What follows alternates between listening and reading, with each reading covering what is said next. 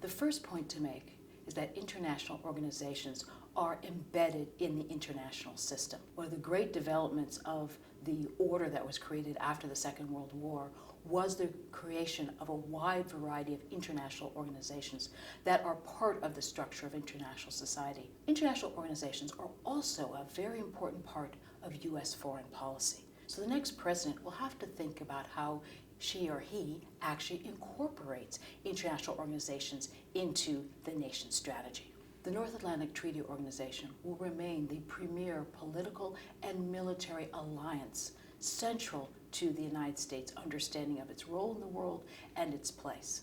Of course, the United States has many allies around the globe, but the NATO alliance will be a bedrock of its strategy. The next president will have to think about what is the new role of NATO, what is the balance of territorial defense, how does NATO address issues such as cybersecurity and other challenges. Other issues, if we look at the United Nations, the global body of which the United States is a central player, the U.S. will still remain the largest payer and the largest political force within the United Nations.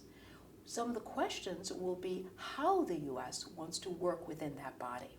The United Nations is also an important venue for global commitments. Two of the most important commitments were taken in 2015. The commitments to address climate change in the Paris Agreement and the commitments to enhance sustainable development. The United States and other countries made national commitments in these areas.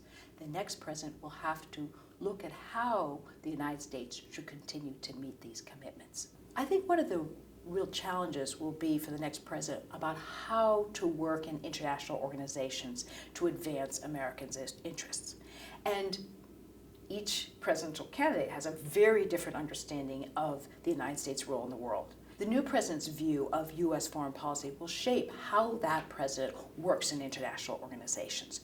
And so the question will be, will the next president want the United States to be an active diplomatic player in these institutions which are so central to international peace and security and other aspects of managing the global political relations? So the issue for whether there is a threat to international organizations is more a question of how will the world's most powerful country operate in these international organizations? Will it be a positive force or a destructive one?